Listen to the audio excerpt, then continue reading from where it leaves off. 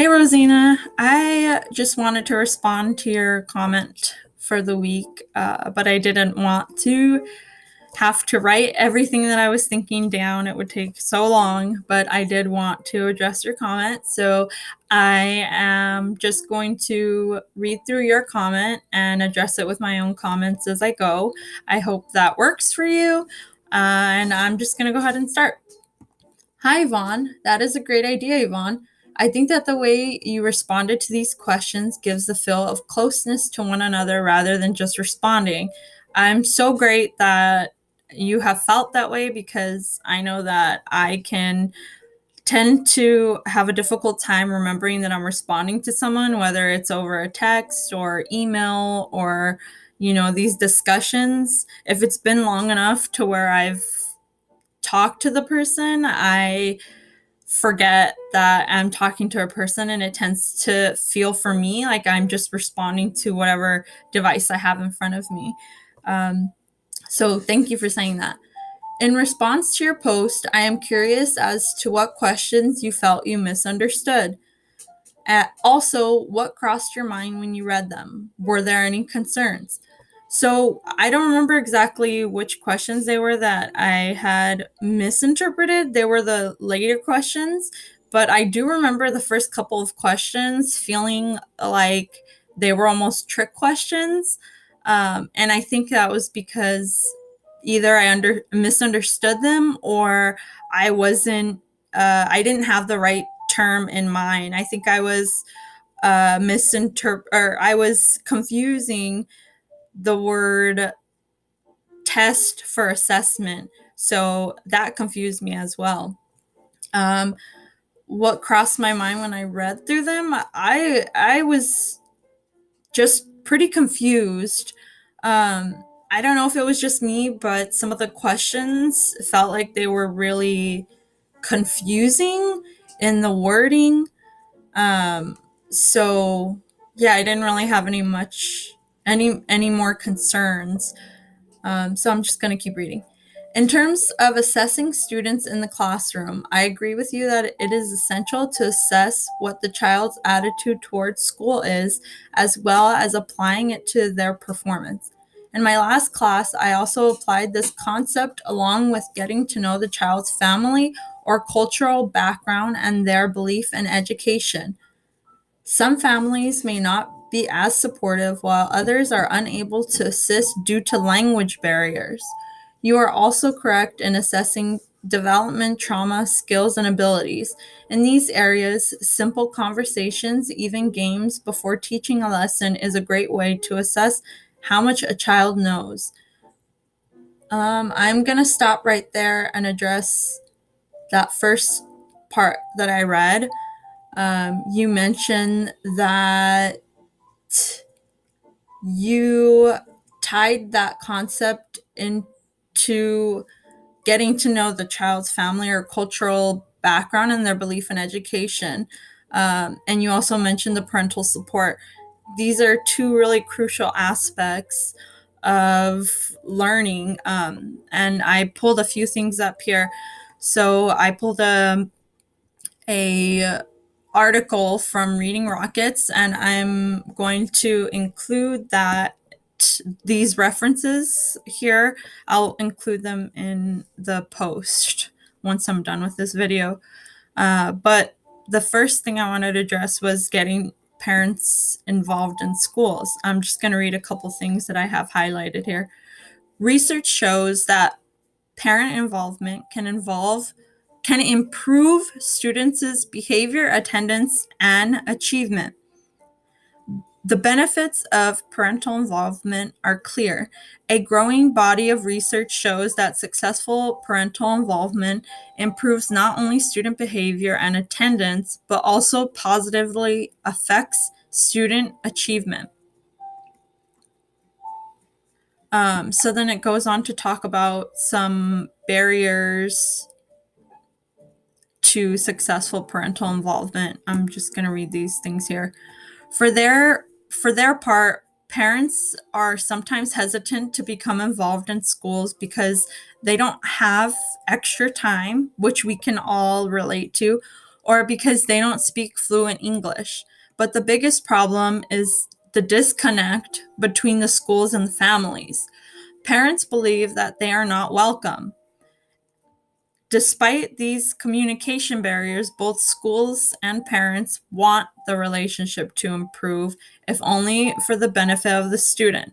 So, this is actually something that's always concerned me going into this profession, because I know a lot of parents who are not involved in their kids' education, and I can identify some of the negative things, which a lot of times, um, at least in my experience, what I've observed over the last 12 years is that these people are the ones who are.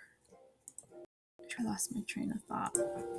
Sorry, I had lost my train of thought there, so I had to pause the video. But I remembered that I was saying I have witnessed that the parents who are not very involved, their kids tend to have a lot of behavioral issues. Um,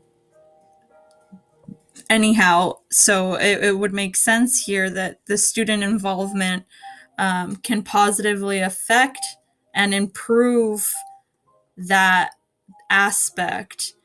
Um, but as you had mentioned, some parents feel that they can't be involved because of the language barrier. Uh, so I was wondering if there are any strategies that you have experienced or thought of when thinking about this issue of parental involvement, because a lot of teachers have difficulty in this department. And this is something that I worry about in the future, as a future teacher. So I'm going to come over here to this article here. It's called Variables Affecting Student Motivation Based on Academic Publications. So not only does parental involvement affect those things listed in the other article, but it can also affect student motivation. So I'm just going to go ahead and read through the highlights here. Student motivation or learning motivation is defined as the tendency of a student to find meaningful and useful academic activities and to try to obtain academic benefits from them. According to Cavis, motivation is a fundamental education variable as it helps previously learned skills, strategies, and behaviors to promote new learning and performance. Without motivation, proper curriculum, and good instruction are not enough to guarantee the success of students.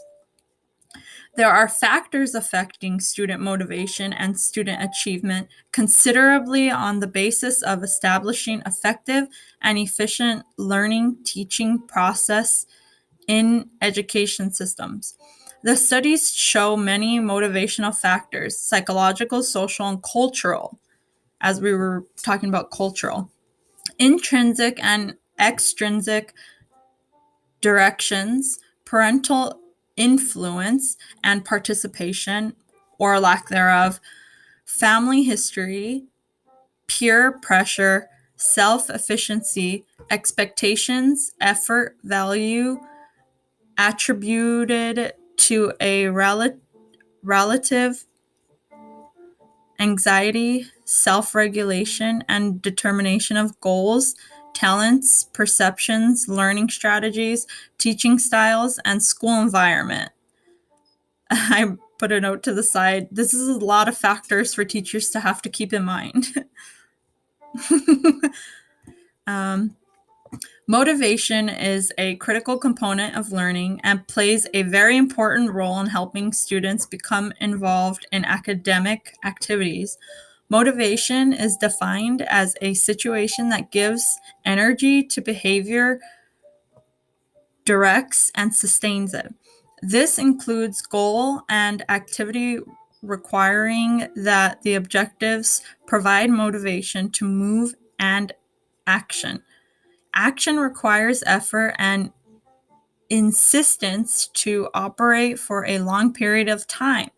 Motivation involves a set of beliefs, perceptions, values, information, and actions that are totally related to each other. Motivation can lead to many behaviors, and it is important to understand the importance of motivation in an educational setting. Learning motivation is a vital precursor to profound and effective learning. On the contrary, the absence of the same learning component is a major preventive factor preventing deep and effective learning.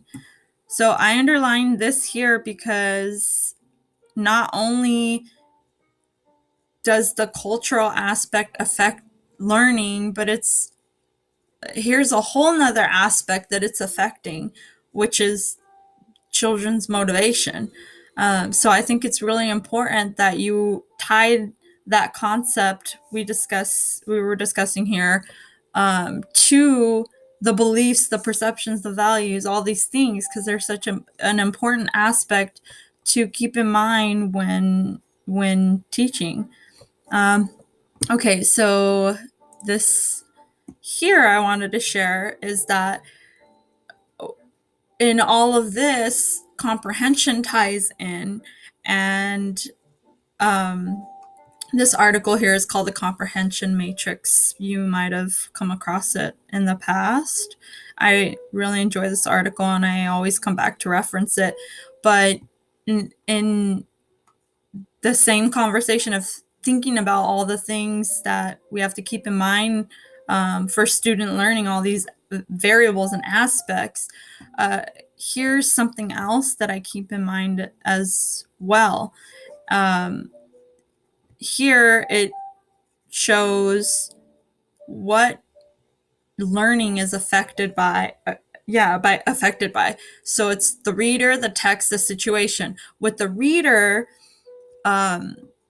here are the things that affect their learning: interest, emotional state, physical state, strategies known, background knowledge, and self-image.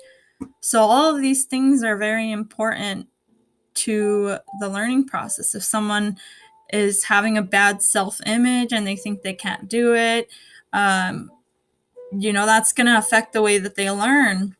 The text, if there is text that's confusing for them or that's just a little above their current reading level, or whatever it may be, maybe some vocabulary that they don't understand. Here are all the things in the text that could affect the learner: the layout, the style, organization, vocabulary, concept load, illustrations, and the situation, the purpose, and activities that help students extend their understanding. And I'll also say that I would include in the situation the environment of which the student is in, because we all know how the classroom environment can affect students. All right, so I'm going to continue reading through your post. We're almost done here. I hope this isn't too long for you. Okay, you are also correct in assessing development. Yeah, we talked about that. With English language learners, you may want to share terminologies before teaching the lesson. Yes, you are completely correct in that. And as we see here, that aligns with this, right? Because if a student isn't understanding the vocabulary, for example, an English language learner, they're not going to be able to move forward because they're missing some key information. So you're right. It is really important to remember to, especially with ELLs or children who have difficulties in reading and writing, it's really important to include those terms for them. Let's see. You will also want to do so along with pictures to help students' association with help students associate words with its meaning. I completely agree. In my last signature assignment, one of the adaptations that I included was including a video like this, and instead of having this here, I would include a picture of the vocabulary word with the vocabulary word out, and then me saying the word in both languages if it's for an ELL. That was one of the adaptations that I had in mind, is creating a visual, because we all know how important visuals are, especially for English language learners who are trying to learn the language. Um, let's see. Also, a quick discussion can help you observe how much the student knows of each vocabulary word. I completely agree. I feel that in this way, you can level out the students' knowledge. Yes, you are examining their prior knowledge. Moreover, provide activities that feed off each child's strengths and or interests. Yes, that is very important. As each class is different, then you will need to find time to prepare these activities. For instance, if children learn best with interactive games, then create games that utilize the lesson in it, learning through play. In my in my tutor, I have created various games to help students learn, such as slap card games, war, improvised hangman with math. How do you plan to counter this concern? Have any ideas come to mind? Yes, I have so many ideas for creating interactive activities and for testing students' background knowledge. A lot are group based, a lot have technology intertwined into them, meaningful technology in ways that I am not just using technology for technology's sake, which is a big no no. But yes, I do have very many ideas, but this has taken up a lot of time. So I don't want to take up too much over time. But one thing that I do want to say, something that I hope would counter this concern, is to in adopt culturally responsive teaching in my teaching. And I think that would help a lot in preparing activities for students, because it includes a lot of things in once. If I'm being a teacher who is culturally responsive, I'm going to keep the students' beliefs, perspectives, and interests, and all of those things in mind when creating lesson plans, when creating adaptations, and things like that. But something that I wanted to point out here is that one of the components to culturally responsive teaching is positive perspectives on parents and families. And it just goes to show you how all of this just ties in with one another. Some other components here are communication of high expectations. Something you could do here is make sure that the students are having their objectives and goals and things like that displayed for them to see throughout the day to keep them on task. So you're communicating your expectations. Learning within the context of culture, student-centered instruction, culturally mediated instruction, reshaping the curriculum, and teacher as facilitator. These are all things that I hope will counter that concern. And it's just one ideas of many that I have in mind. I hope that you were able to make it through this video. I know that it was pretty long and there was a lot of me just reading, but I don't know, hopefully it's better than just having to read through a response.